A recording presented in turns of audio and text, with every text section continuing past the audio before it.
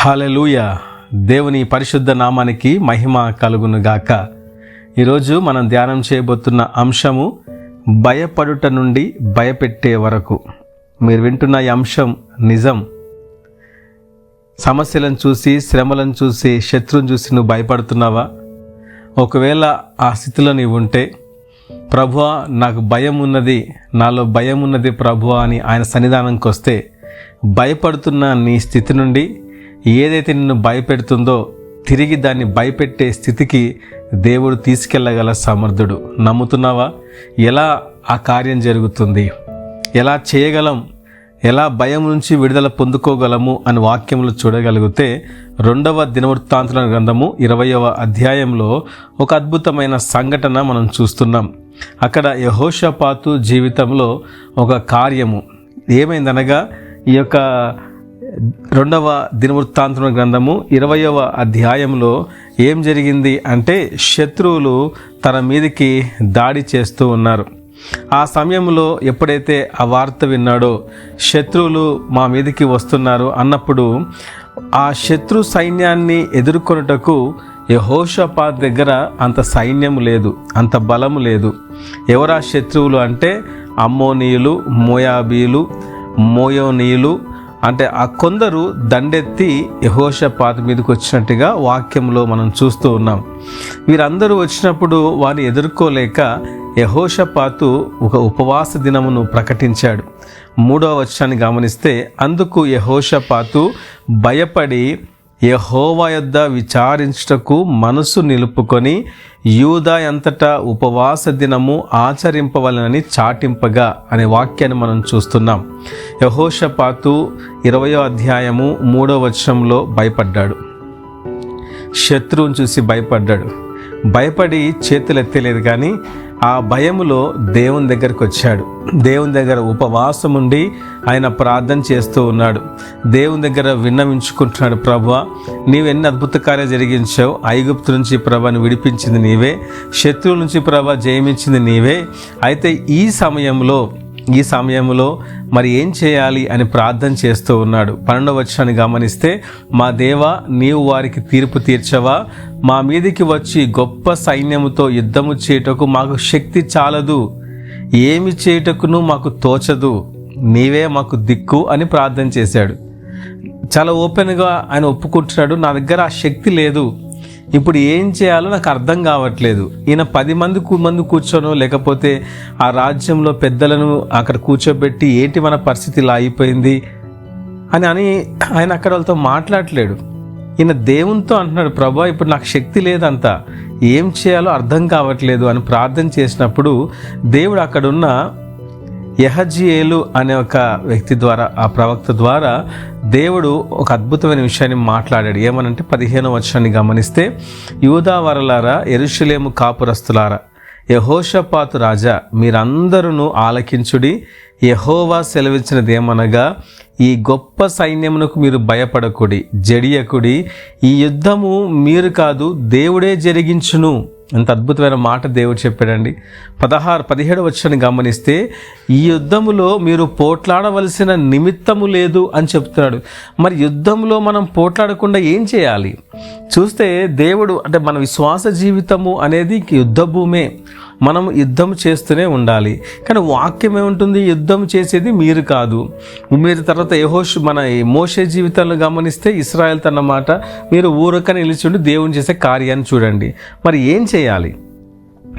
విశ్వాస జీవితంలో యుద్ధము అంటే యుద్ధానికి సిద్ధం కావాలి, కానీ యుద్ధము చేయాల్సిన అవసరం లేదు. శత్రువుతో యుద్ధము చేసేది ఎవరయ్యా అంటే దేవుడు ఇంట్లో కూర్చొని చూడమని చెప్పలేదు. ఏమని చెప్పాడు అక్కడ? యుద్ధ భూమిలో ఉండి చూడాలి. ఇది విశ్వాస జీవితం. మనం యుద్ధానికి వెళ్తాం, కానీ మనం ముందుండి జరిగించేది యుద్ధం దేవుడు. కాబట్టి దేవా నువ్వు చూసుకో అని చెప్పేసి మన పనుల్లో మనం తిరుగుతూ మనం ఏదో టైంపాస్ చేస్తూ ఉంటే ఎలా జయించగలుగుతామండి?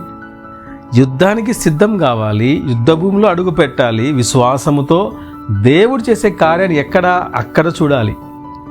ఇది దేవుడు చేసే అద్భుతమైన కార్యం. అయితే ఇక్కడ చెప్పినప్పుడు మరి యెహోషాపాతు నాకు బలము లేదు ప్రభువా, అంత శక్తి లేదు అని చెప్పిన ఈ యెహోషాపాతు యుద్ధ భూమిలో ఏం చేశాడంటే ఒక అద్భుతమైన విషయం జరిగిందండి. ఈరోజు దాన్ని మనం చూస్తున్నాం. భయపడే స్థితి నుండి భయపెట్టే స్థితికి మనం వెళ్ళాలి అంటే యెహోషాపాతు చేసిన ఒక అద్భుతమైన కార్యం ఏంటి యెహోషాపాతు చేశాడంటే, యుద్ధానికి వెళ్ళి ఆ యుద్ధ భూమిలో అందరిని హెచ్చరిక చేశాడు.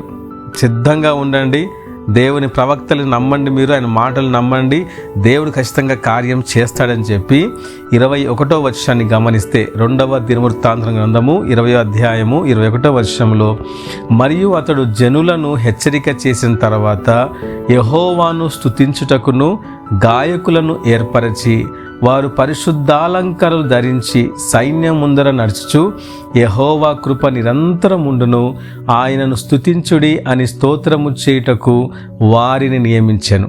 వారు పాడుటకు స్తుతించుటకును మొదలు పెట్టగా యెహోవా యూదా వారి మీదికి వచ్చిన అమ్మోనీయుల మీదను మోయాబీయుల మీదను షెయ్యూరు మన్యవాసుల మీదను మాటుగాండను పెట్టెను గనక వారు హతులైరి అనే వాక్యాన్ని మనం చూస్తున్నాం.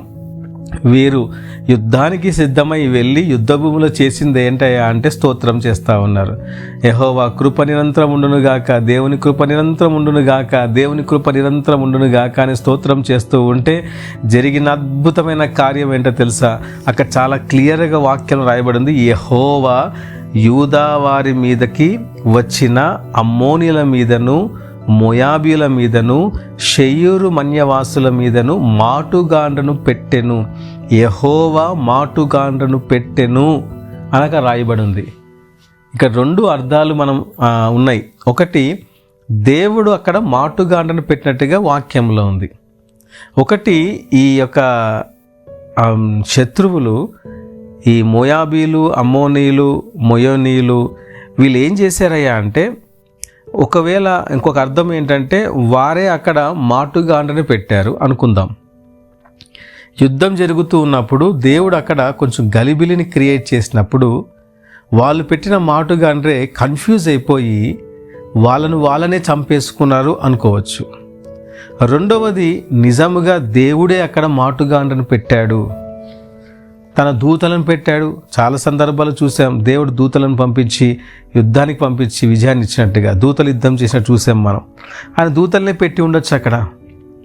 కాబట్టి ఇక్కడ అంత బలము లేదు ప్రభా, నాకు ఏం చేయాలో అర్థం కావట్లేదని దేవుని మొరపెట్టినప్పుడు వీరు దేవుణ్ణి స్తుతిస్తూ ఉండగా దేవుడు అక్కడ మాటుగాండ్రను పెట్టి అక్కడ శత్రువు పైన విజయాన్ని ఇచ్చాడు. అందుకే అక్కడ ఆ లోయకి ఒక పేరు పెట్టారు, బెరాకా లోయ అని పెట్టారు. బెరాకా అంటే స్తుతి లోయ. ఎందుకంటే దేవుని స్తుతిస్తుండగా అక్కడ విజయం వచ్చింది. ఎంత అద్భుతమైన కార్యం.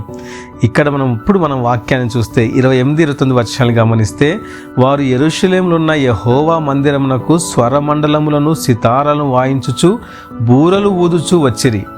ఇశ్రాయేలు శత్రువుతో యెహోవా యుద్ధము చేసినని దేశముల రాజ్యముల వారందరూ వినగా దేవుని భయము వారి మీదికి వచ్చాను. 20వ అధ్యాయము 3వ వచనంలో యెహోషాపాతు భయపడ్డాడు. 20వ అధ్యాయము 29వ వచనంలో శత్రువుతో పాటుగా చుట్టూ ఉన్న దేశస్తులందరూ భయపడ్డారు.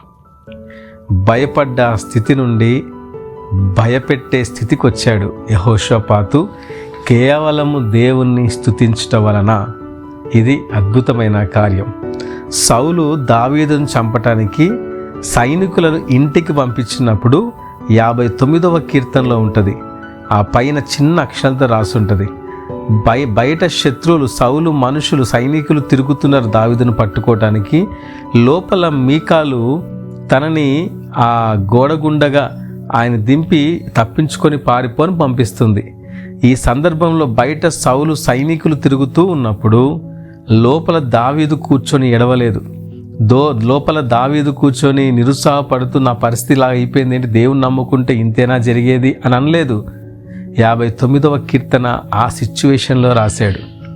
శత్రువు బయట ఉన్నప్పుడు లోపల దావీదు కీర్తన రాస్తున్నాడు. ఎంత గొప్ప విశ్వాసం అండి. శత్రువులు గుమ్ముగుడినప్పుడు, శత్రువు దండెత్తి వచ్చినప్పుడు యెహోషాపాతు నిలబడి పాటలు పాడుతూ ఉన్నాడు. ఇది అద్భుతమైన కార్యం. ఇంకొక విషయాన్ని గమనిస్తే అపోస్తల కార్యం 16వ అధ్యాయము మనందరికీ తెలిసిన మాట 23, 24, 25, 26 వచనాల్లో వారు చాలా దెబ్బలు కొట్టి వారిని చెరసాల్లో వేసి భద్రముగా కనిపెట్టవాలని చెరసాల నాయకుని ఆజ్ఞాపించిరి. ఎవరు? పౌలు, శీలల్ని.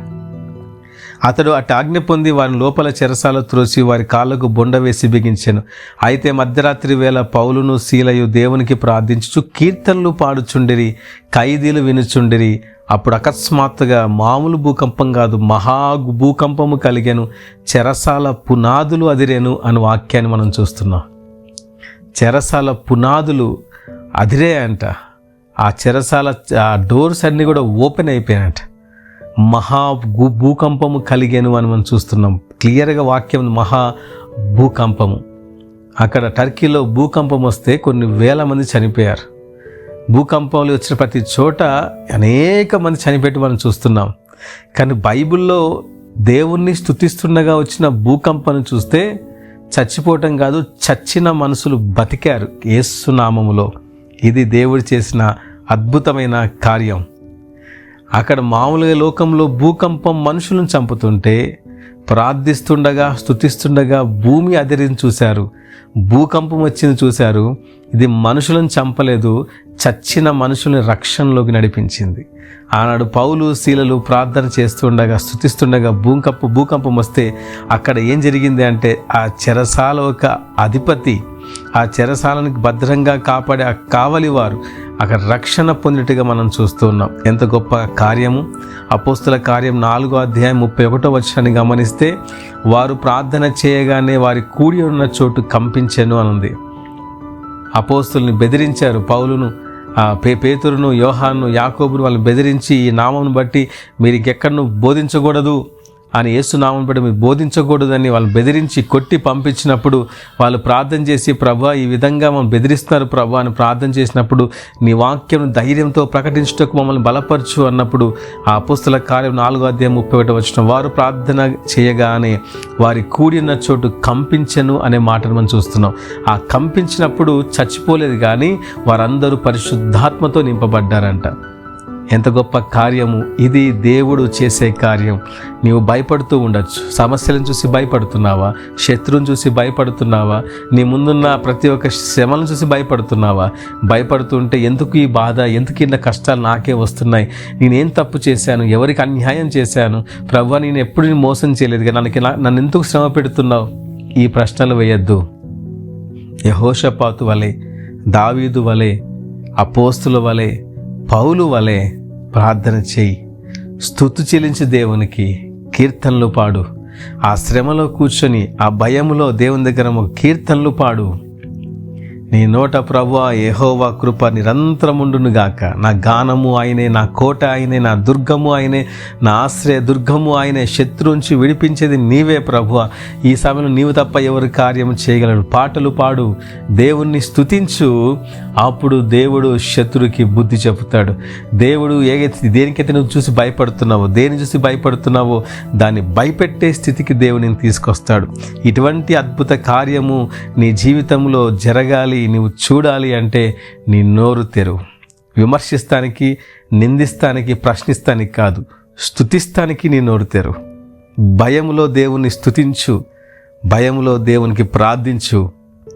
భయపెట్టే స్థితికి దేవుడిని తీసుకెళ్తాడు. ఇటు మాటలు దేవుడు దీవించునుగాక. ఆమేన్.